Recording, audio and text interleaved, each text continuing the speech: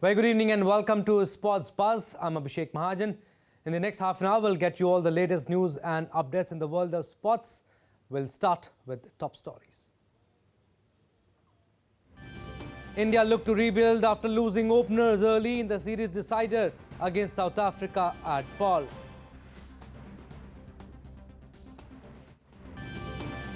India women's team dominates day one of the one-off test against Australia as visitors bundle out for 219 in the first innings at Mumbai. France prepared to move 2024 Olympic opening ceremony from River Seine to another location due to security reasons. And Liverpool cut loose to thrash sorry West Ham in League Cup quarterfinals to face Fulham in their League Cup semi-final in January. Alright, we'll start with cricket. India faced South Africa in the ODI series deciding match at the Bolin Park Stadium in Paul. South African captain Aiden Markram won the toss and elected to field. Proteas retained the same side that played in the last match. However, India made two changes in the 11. Spinner Washington Sundar replaced Kuldeep Yadav, who has been rested for the third ODI, while Rajat Patidar made his ODI debut. The three-match series is level at 1-1 and India had comprehensively beaten the Proteas in the first ODI thanks to the heroics of Arshdeep Singh and Avesh Khan. In the second match, South Africa thrashed India by 8 wickets and as per the latest reports, India were 68 for 2 after 12 overs. Rajat Patidar, who came in place of Ruturaj Gaikwad, scored 22 of 16 deliveries and Sai Sudarshan scored 10 of 16 deliveries. And from South Africa, Nandre Berger took 1 wicket while B. Hendricks took the wicket of Sai Sudarshan. All right, we'll go across to Narayan Singh, who is joining us to talk more on this. Narayan, talking about India's team combination first, a total of 1963 runs in 56 listed games for Rajat Patidar, who was handed a debut today. He was looking good. He scored 22 of just 16 deliveries, but unfortunately couldn't capitalize and got out. Abhishek, if we take a look at right now, the way both South Africa and the Indian team are on the transition phase, and both the countries are trying to rebuild a team, considering the fact that they have the veterans who are towards the fag end of their career. So both the countries are trying to figure out who will be their best playing 11, considering the fact that next year the T20 World Cup will be there. And in that sense, just trying your new faces, your new players is a good thing for both the teams. If you take a look at the way India gave chance to the players like Sai Sudarshan, the kind of player we all know that he has, what kind of talent and what kind of potential he has. And in the first 2 matches also, in his ODI matches, he scored half centuries. And in the same sense, we also know that we have the class of Tilak Verma, the kind of cricket he displayed for his franchisee Mumbai Indians. So all in all, a fantastic combination. We can say that the way they rested Kuldeep Yadav, it's also a good thing that giving rest to the veterans and rotating their players at the right time. And if you talk about the South African team, the kind of inning in the second ODI, the Dijosi displayed the kind of shots. He has a variety of shots and he scored his maiden 100 in the second ODI. It shows that the South African cricket also to have the talent and the kind of, he's a we can say bottom-handed strong batsman also, and a variety of shots he has. So if you take a look, he has also played in the various South African league matches with the South African franchisee teams. So all in all, a good thing. As we know, the Quinton de Kock is not there. So filling the shoes of the greats like Quinton de Kock, they are also going in the same direction. All in all, we can say a good combination for both the teams. Right, Narayan. South Africa also looking for new players. They are also on the rebuilding stage. But here, if you talk about this particular ODI, Narayan, the last 3 scores here in the first innings have been 287, 296 and 291. and India would like to post somewhere close to 300 to give a tough competition in a series deciding match? Definitely, Abhishek, if we take a look, there is no room for the complacency after winning the first ODI with a huge margin of 8 wickets.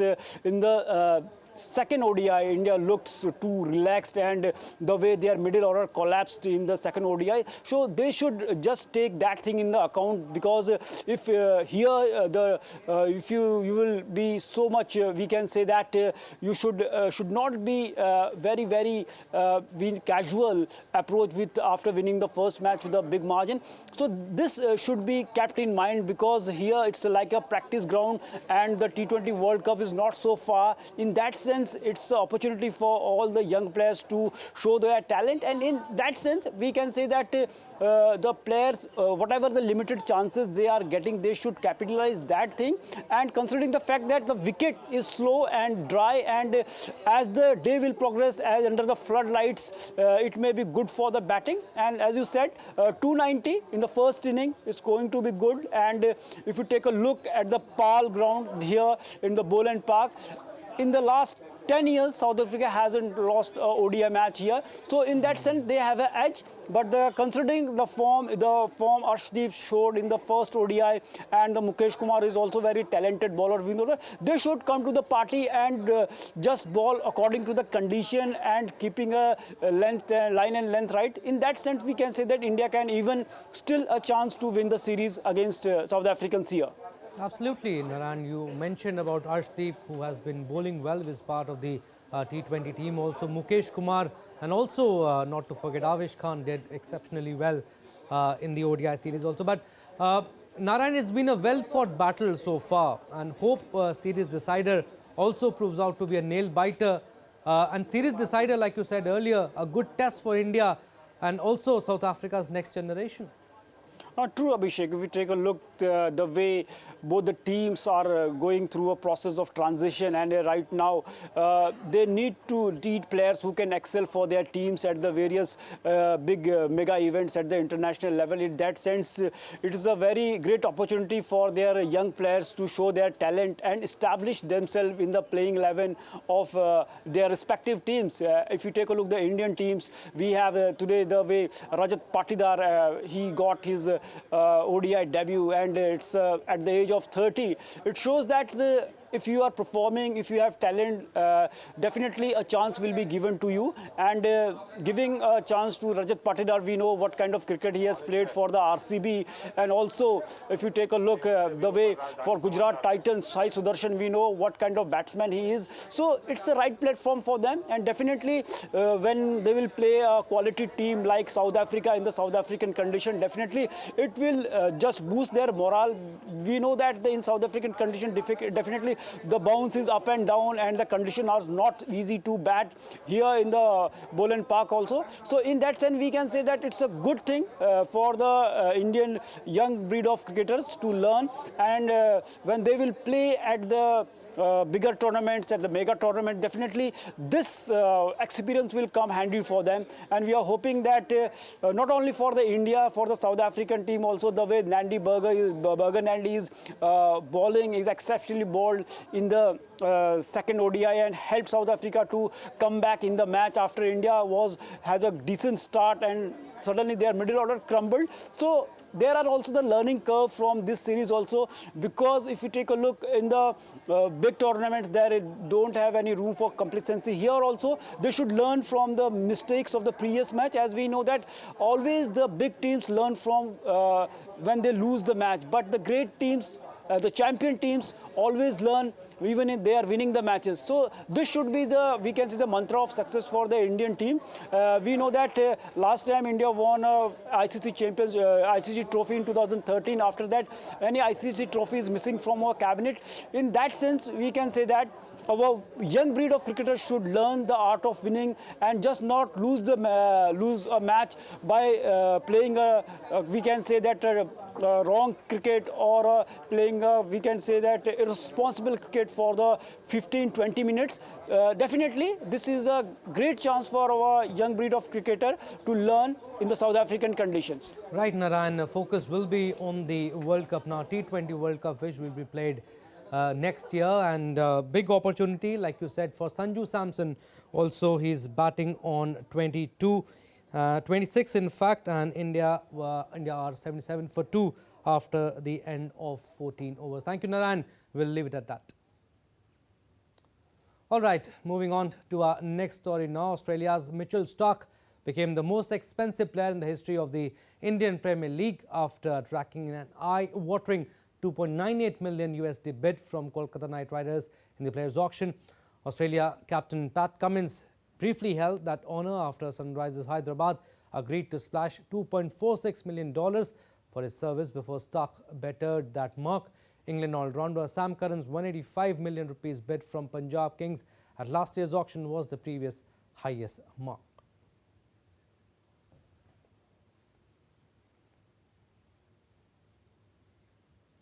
And India women's cricket team is in commanding position in the one-off test against Australia in Mumbai. The hosts bundled out the visitors for modest 219. In reply, Indian team scored 98 for the loss of 1 wicket at the close of play.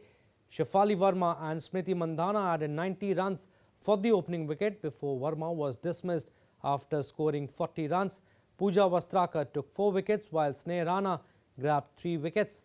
Earlier, Australia captain Lisa Healy won the toss and elected to bat, but the decision backfired as the visitors lost 2 wickets under 10 runs. Vice captain Talia McGrath stuck in and built a 80-run stand with Beth Mooney, but the former got a bit defensive against spin and gifted her wicket to Sneh Rana. 4 wickets fell between lunch and tea interval. Vastrakar struck twice to push Australia on the back foot. She was well complimented by Sneh Rana.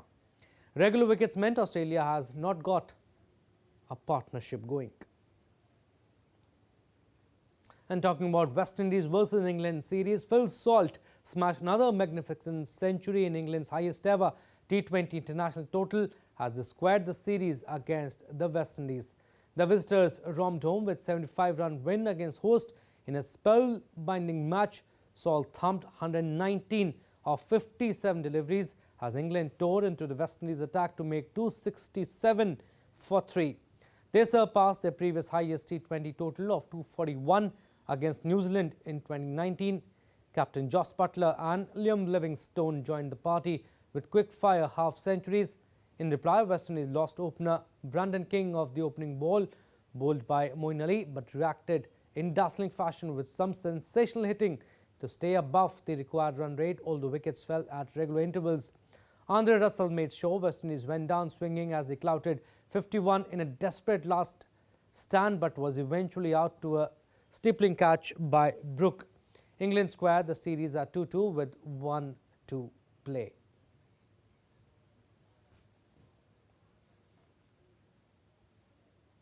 The West Indies named 7 uncapped players among a 15-man cricket squad which will play 2 test matches down under in January. West Indies will blood at least 4 debutants in the first test against Australia. Languishing at 8th in the world rankings, the Caribbeans' hope of ending a 20-year losing streak against Australia appear faint, with all-rounders Jason Holder and Kyle Myers electing to skip the series to play franchisee T20 cricket.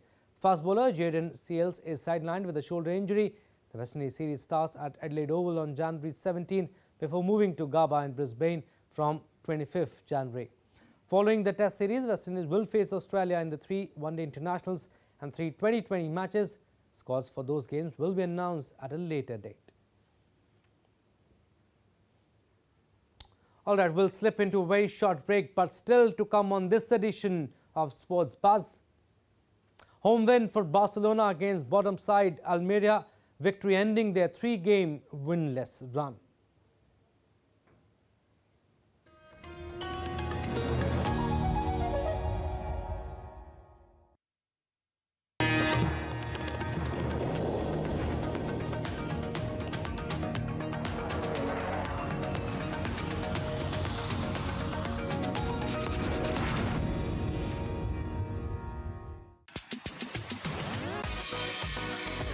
India that invents.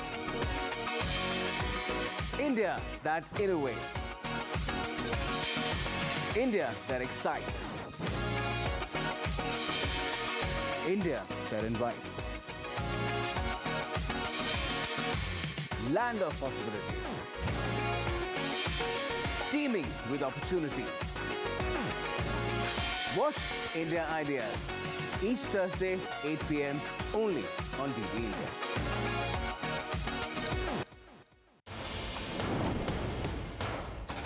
Wherever news breaks, whatever it takes. Connecting corners, cutting across continents. Stories that matter from across the globe. Accurate, authentic journalism that serves you right. From politics to glamour, from sports to world affairs, with a fusion of aesthetics and substance. Introducing news in a new avatar. Experience the world through a new lens. Stay tuned to DD India for an exciting journey beyond borders. Welcome back. You're watching DD India Sports Pass. Some more stories. India's Union Minister of Youth Affairs and Sport, Anurag Singh Thakur, shall grace the launch of official logo jersey, mascot torch and theme song for the Khelo India Youth Games in Tamil Nadu. The 6th edition of the Khelo India Youth Games is scheduled from January 19th to 31st, 2024. The previous 5 editions of the Youth Games have been held primarily in Delhi, Pune, Guwahati, Panchkula and Bhopal. The upcoming edition will take place in 4 cities of Tamil Nadu, Chennai, Trichy, Madurai and Coimbatore. The launch ceremony on Friday will also be graced by other dignitaries from various fields. And the 2024 Paris Olympics opening ceremony is set to take place on the River Seine, but President Emmanuel Macron said on Wednesday that this plan may have to be changed based on security risk. France is prepared to move the opening ceremony of the 2024 Paris Olympics if needed over security concerns. The Israel-Hamas war in Gaza and tensions elsewhere in the Middle East have raised the concern about the security for the Olympics. The opening ceremony is planned to take place on the River Seine in the heart of Paris in late July. As we are professionals, there are obviously plans B, C. There is a difference between organizing and planning, and then straight away being in a state of doomsaying, and somehow no longer having an ambition. You also have to plan everything. If you have a rise in international or regional tensions, if you have a series of attacks, unfortunately, our country has had to experience it. France raised its security threshold in October when a Chechen origin man with a knife killed a teacher in a school in the northern France. Earlier this month, the country's sports minister ruled out a change of plans after a man armed with a knife and hammer killed a German tourist and left 2 people wounded near Eiffel Tower, saying, "This is not something we are working with."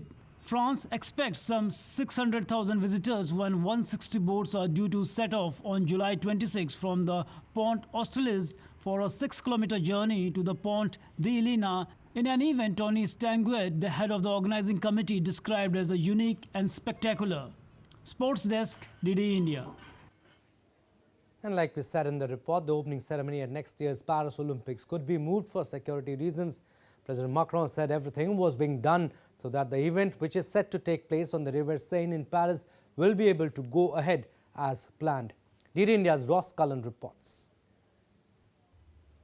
President Macron told French TV journalists in an interview on Wednesday night local time that the Olympics opening ceremony could be moved to a different location if an attack were detected 2 weeks in advance. Now, the National Stadium, the Stade de France, is the obvious backup location for the opening event. What the Paris 2024 organisers are trying to pull off will be unique and a first for the Olympics, with the opening ceremony not scheduled to take place in a stadium, but instead going to happen on the River Seine in the middle of Paris. Now, having an opening ceremony on a moving, working river in the centre of a busy capital city presents numerous logistical challenges, from the 500,000 spectators who are expected to be able to line the banks of the river to try to catch a glimpse, all the athletes, all the dignitaries. The athletes themselves will be travelling on boats down the River Seine rather than, as is traditional, with the flag bearers from all the different national Olympic committees, from France to India, the United States and so on. They would usually do a lap of a stadium, perhaps with 80,000 people watching on to celebrate the opening ceremony, but instead, as I say, they'll be on these barges going down the River Seine, ending underneath the Eiffel Tower. Now, there are lots of other issues as well. The weather, particularly, we could well be having some thunderstorms. Summer downpours are not uncommon in late July when the opening ceremony is scheduled to take place. But President Macron, in that interview on Wednesday night, did say that everything is being done to make sure that everything is ready. He says it will be an opening ceremony with beauty and with art. In Paris, Ross Cullen reporting for DD India. All right, football now. 9-time champions Liverpool will face Fulham in the League Cup semi-finals in January, while championship side Middlesbrough will battle out with Chelsea. The draw was held moments after Liverpool's 5-1 rout of West Ham United to claim the last of the fourth berths. Chelsea and Fulham booked their place in the semi-finals when they followed up 1-1 draws with penalty shootout wins over Newcastle United and Everton respectively, while Middlesbrough beat Portsmouth 3-0 to cruise into the last four. The semi-final first legs will be played on January 8th and the second legs begin on January 22nd. The final is on February 25th. Liverpool clinched a record 19 semi-final berth and their 9 League Cup titles are also a record. And 2 second-half goals from Sergi Roberto rescued a 3-2 home win for champions Barcelona against bottom side Almeria in La Liga. The victory puts an end to their 3-game winless run in all competitions as they head into the Christmas break. Barcelona dominated the first half but squandered the vast majority of their 15 chances, 5 of them on target, and the game was level at half-time. Roberto restored the lead for Barca, nodding home a corner before Edgar Gonzalez found another leveler for Almeria, and then Roberto put Barcelona again in front. Barcelona moved up to third on 38 points from 18 games. They are 6 points behind leaders Girona and 4 adrift of second place Real Madrid. And the Premier League club Nottingham Forest have named Nuno Espirito Santo as their new manager to replace Steve Cooper on Wednesday. Forest appointed Santo as their new manager after parting ways with Cooper following 5 defeats in 6 games, which saw them slip to 17th in the table, 5 points above the relegation zone. Lionel Messi will launch his first full Major League Soccer campaign on February 21st next year when Inter Miami kick off the 2024 regular season at home with a match against Real Salt Lake.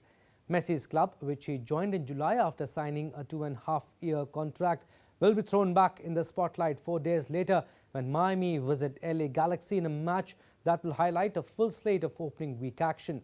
Among their 34 regular season games, Messi's club will also visit Orlando City SC on May 15th during MLS rivalry week, with Miami's final regular season game on October 19th at New England Revolution. Messi, a World Cup champion and record 8-time Ballon d'Or winner as best player in the world, has made an immediate impact with Miami both on and off the field since his arrival. And Brazil team doctor stated on Tuesday that Neymar will not recover from knee surgery in time to play at next year's Copa America. Brazil's top scorer underwent surgery last month after suffering a ruptured anterior cruciate ligament and meniscus in his left knee on international duty in October. Lasmer said that Neymar is not expected to be fit until August and they do not intend to take shortcuts in the recovery process for him to play at the June 20th to July 14th tournament in the United States.